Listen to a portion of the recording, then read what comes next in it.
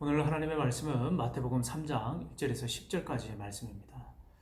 오늘 본문에 이제 세례 요한이 등장을 합니다. 이 세례 요한은 누가복음에 보면 예수님과 그 비슷한 시기에 먼저 앞서서 제사장 사가랴와 엘리사벳의 아들로 이렇게 태어났는데요. 자, 임신하지 못했던 그 노년의 사가랴와 엘리사벳에게 하나님께서 택하셔서 주님의 오실 길을 예비하는 선지자로 이렇게 사용하시기 위해서 하나님께서 예비해 놓으신 인물입니다. 그래서 오늘 말씀에 보면 이사야의 그 글을 인용해요. 이사야 선지자의 말씀을 인용해서 주의 길을 예비하는 자다라고 이렇게 마태는 소개하고 있습니다. 요한의 모습이 나와 있는데요. 광야에서 살고 있는데 그가 입고 있던 옷은 바로 낙타털 옷을 입고 있었고, 또 그가 허리띠에 가죽띠를 띠고 있었고, 그 다음에 광야에서 메뚜기와 덜꿀을 먹으면서 그렇게 지냈던 사람이다라고 이렇게 소개를 하고 있어요. 자, 그 당시 이 유대 사회, 예루살렘 중심으로 이 유대 땅은 하나님의 그 영적인 눈으로 봤을 때 세상이 악으로 가득한 만연한 그런 세상이었습니다. 예루살렘 성전이 엄연히 있고 하나님 중심의 예배가 드려지고 있었지만 하나님의 임재는 그 예배 성전에 이미 이루어지지 않고 떠나간 상황이라고 하는 거죠. 하나님의 임재가 없는 그 땅, 악이 만연한 그 땅, 오직 이 세례 요한과 그 당시에 에세네 수도파들은 광야에서 영성과 이 경건에 힘썼다라고 하는 거예요. 하늘과 맞닿은 그 광야 그곳에만 하나님의 임재를 경험하고 하나님의 오실 길을 예비하려고 했던 그 광야에서 외치는 자의 소리가 되었던 이 세례 요한. 자, 많은 사람들이 이러한 그 요한의 외침을 듣고 요단강가에 나와서 자신의 죄를 회개하고 요한이 베풀어주는 그 세례를 받았다라고 오늘 말씀에 나와 있습니다.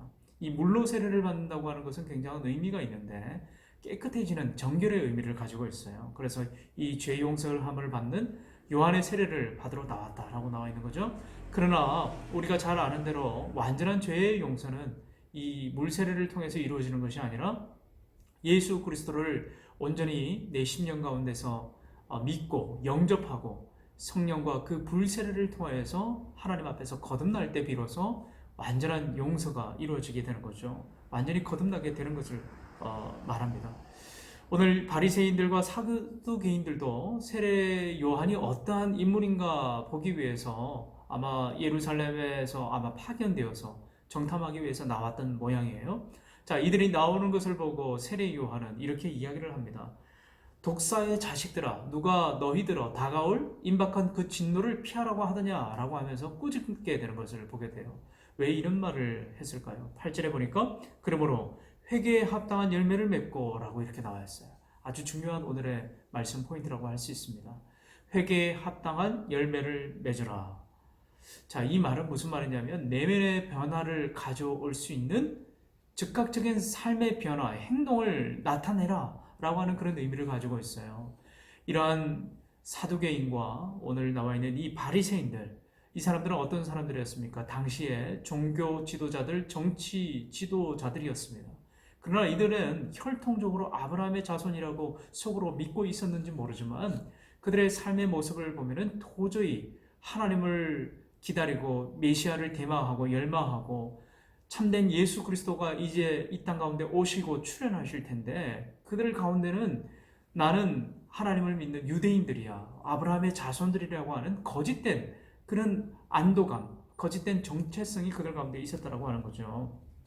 그들을 만연한 율법주의라든지 그들 속에 있는 그 고집, 예수님을 알아보지 못하고 오히려 예수님 참된 메시아를 고발하고 그들을 몰아내고 예수 그리스도를 십자가에 못 박으려고 하는 그들의 악한 마음을 이미 세례 요한은 간파했다라고 하는 거예요.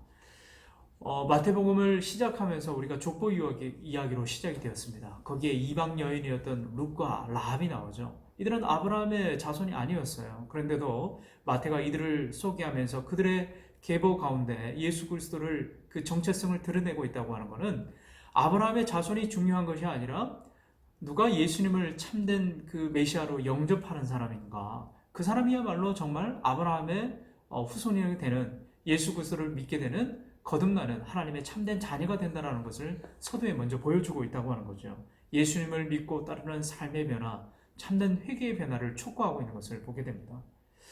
사랑하는 우리 청년 여러분, 오늘 이 말씀은 우리의 내면의 그 삶의 변화를 지금 요구하고 있는 거예요. 여러분, 주님을 따른다고 하면서도 우리 삶의 모습 가운데 참된 실천의 모습, 순종의 모습으로 나아가고 있습니까?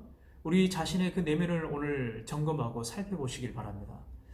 늘 날마다 우리는 말씀을 보면서도 오늘 사두개인과 바리새인들처럼 거짓된 안도감과 거짓된 정체성에 이 하나님의 참 그 주님을 따르는 제자로서의 삶의 모습, 그것과 구별되지 않는데도 불구하고 이 거짓된 안심으로 우리를 위장하고 있는 건 아닌지 살펴봐야 한다는 거죠. 여러분, 오늘 우리를 안심시키고 있는 것은 무엇입니까? 아, 나 그래도 예수 믿어. 나 그래도 교회 다녀. 나 그래도 하나님을 예배하는 사람이야. 라고 하는 그런 행위에 대한 거짓, 우리의 그 꾸며진 모습에 대한 것이 우리를 안심시키고 있는 것은 아닌지.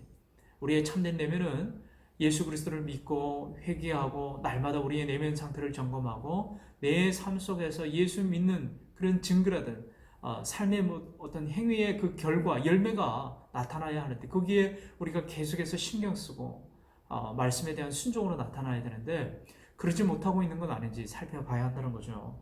오늘 우리 사랑하는 모든 청년들이 이러한 내 내면의 변화뿐만 아니라 다시 말씀의 회복이 일어나기를 원합니다. 사랑의 회복이 일어나기를 원합니다. 더 낮아지고 겸손해져서 예수님을 믿는 사람답게 삶의 실천으로 나아가는, 그래서 말씀을 믿고 행하는, 순종하는 그러한 우리 모든 청년들의 삶이 되시길 주님의 이름으로 축원합니다.